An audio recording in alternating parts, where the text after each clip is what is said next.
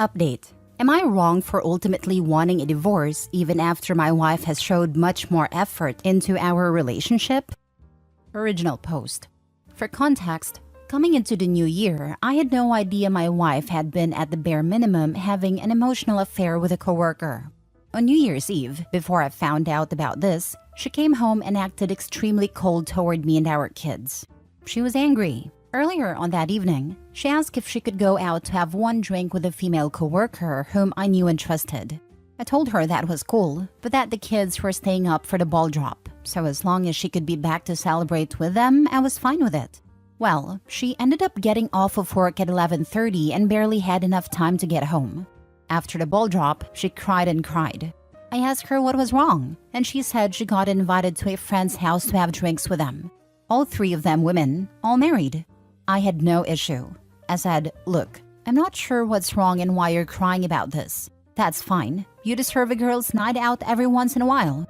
I don't mind watching the kids. Just go." I put the kids to bed. She left, and then about 3 hours later, so 3 a.m., I tried to contact her. No answer. I wait about 15 minutes, call her again. No answer. I call her friend who she's supposed to be with. No answer. She then texts me back 5 minutes later and says, "Yeah, I'm still coming home tonight. We're still drinking."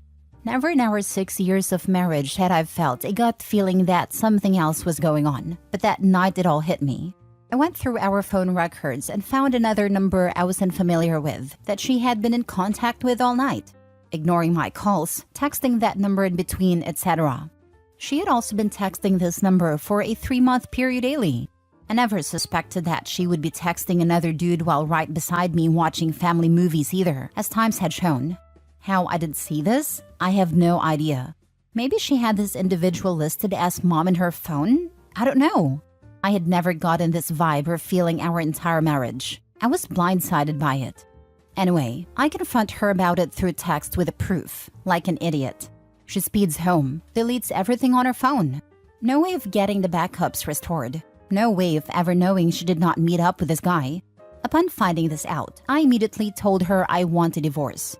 It was at this point she began getting violent with me, talking crap about everything I had been doing to keep us financially stable.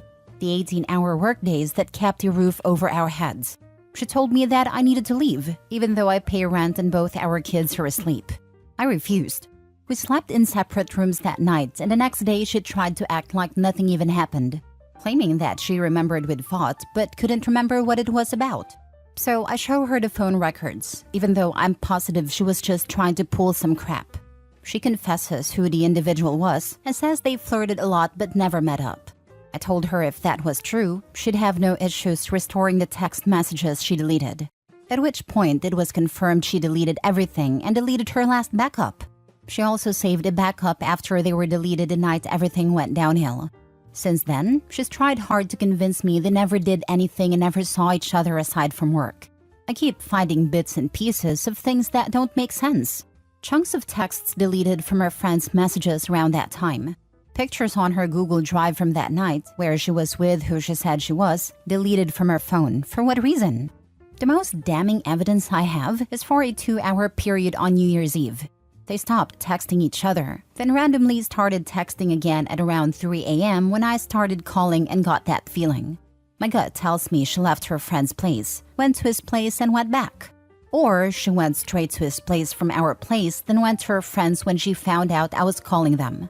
There are even revealing pictures of herself she never sent me, also on her Google Drive taken on Snapchat. She's since given me all her attention. She initiates intimacy tenfold. The texting stopped. She shows me everything on her Snapchat and even downloads her data to show me she's not hitting other people up. I'm seeing the side of her I haven't seen since we were married all those years ago. But I can't help but trust my gut in demanding a divorce. I feel like she's kept things from me. Not knowing for sure is killing me inside. My parents know all of this and keep pressuring me to work it out to not dwell. My brothers are saying F that, get a divorce. Am I wrong in getting a divorce? Keep in mind the dates. It's now been over 4 months since this occurred. I'm positive she cut the individual completely out, but I still can't get over the not 100% knowing, and my gut tells me she's still lying. Edit: if some of this is confusing, ask and I will clarify. I will also give context where needed. Also, sorry for the way this was written. I'm aware there is some jumping back and forth, etc. I'm just scattered brained right now. It's honestly getting to me more now than the night I found out. It just keeps building. I feel stupid. Also, forgot to add this. The individual in question is an employee she manages. As in, she is his direct supervisor. I've heard there are greater legal consequences for this, but I have no idea. For clarification, the individual in question is actually morbidly obese. I'm by no means fit, but I'm not fat either. Went back and looked at the timestamps for the pictures that were deleted of her and her friends that night. On Google Drive, before that 2-hour period of no texting, during and after, there were several pictures taken with verified timestamps on them. As in, they cannot be changed on Google Drive. Whether or not she has a friend that's tech-savvy and was able to do that within the 10 minutes it took her to get home upon confronting, I don't know. Is this possible? It's also worth adding, I come from a family that has thoroughly convinced one of my cousins that she needs to stay in her marriage, even when her husband became solely reliant on her, got addicted to coke, is still addicted and physically abused her. All because, by golly, no one in this family has ever gotten a divorce. So essentially, by doing so, I would get disowned by my parents, my sister, all my cousins, all my aunts and uncles, but would still have the support of my 2 brothers. Now for the top advice before reading the update. She cheated and she still has Snapchat? And still works with a guy? That ain't good, bro. That's the thing though. No one here, including herself, is stupid enough to believe she didn't cheat. The only defense she has is that she consciously deleted their evidence, so he would have to take her word for it. The saying they only flirted is the beginning of a trickle truth. Basically, she will only admit what could be proven. Ironically, she's doing her marriage by not giving full disclosure. It confirms to OP that as long as she can lie or at least deceive to her benefit, she will. She won't own her mistakes or come forward with her wrongdoing with intent to make it right. She has to be cornered and caught for him to get anything a good partner would willingly volunteer. Just make peace with the fact that getting the truth will be harder than getting a divorce, because she has to be willing to participate in the former but not the latter. Honestly, you should show her this post in the comments. If not, feel free to tell her this. She's love bombing you. She hasn't stopped with that guy. But love bombing will make you think you are all she thinks about. It'll slowly wind down to what it was before, once she thinks she has you back to being clueless. She's met up with a guy. You know she did. Heck, there's enough here to make anyone believe she might have met up with him. What do you think she was crying about? She wanted to be with him for New Year's Eve. Take it from there. You don't know everything. You most likely never will. She'll just hide it better. Yeah, the first part of OP's story is classic narcissist abuse and gaslighting. The second part is love bombing. 98% sure this prediction will come true. Mini update. Currently in morning break at work. Been reading through the comments. I've off tomorrow all day, so I will be heavily weighing my options when I get some time to myself tomorrow. May not update tomorrow, but I'll update you all when I can. Thank you for all the input, positive and negative. The best thing I can do right now is just get through the work week. Get my kids from daycare and be mentally present for them. I've been ignoring her since last night, and she's been snapping and calling me all morning to see what's wrong. Now for the update. I sit here typing this out in my morning break while listening Tuesdays Gone by Leonard Skinnard. After a long day of considering my options on Friday, I sat my wife down on Friday evening when she got off work and I had out the kids to bed. As soon as I brought up that my trust in her was completely gone, she immediately became argumentative and essentially stated, "I thought we had left this in the past. You never trusted me, did you?" I responded with, "Even if you didn't do anything physical or met up with him outside of work, you'll never let me see those text messages. You'll never pull that Snapchat data."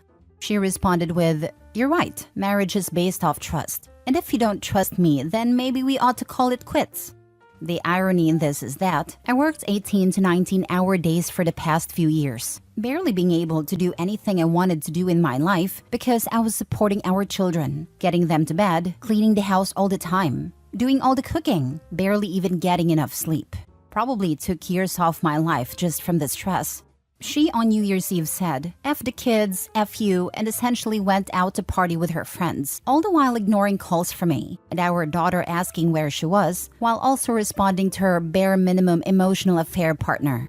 Not getting into all the details so as to not repeat myself between this and the update. Long story short, in my state, we have to be separated for a year before a divorce can be finalized.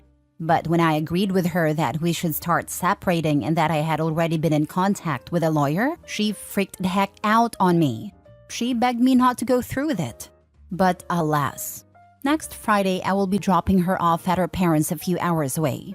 The kids will be staying with me for now, with the help of one of my brothers. I told her there was only one way I would put this off for now. That was pull the data, pull the texts, prove your case. She looked down at the ground one more time and told me that's a violation of her privacy.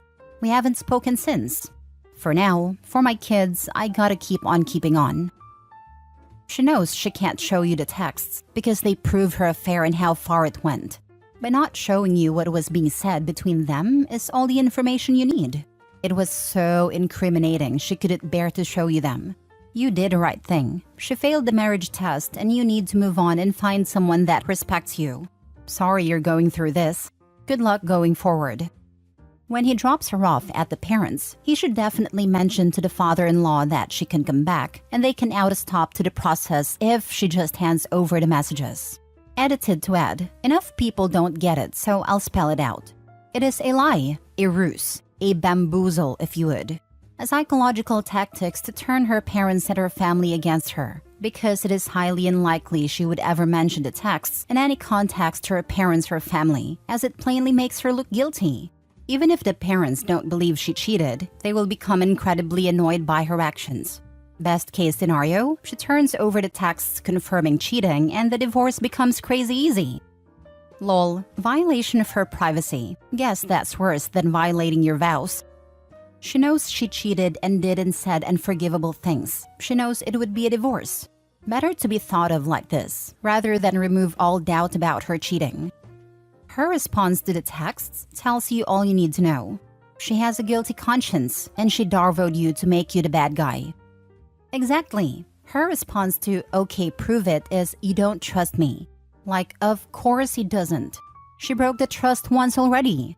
She won't admit to how far it went because like was almost 100% physical at the time of him finding out.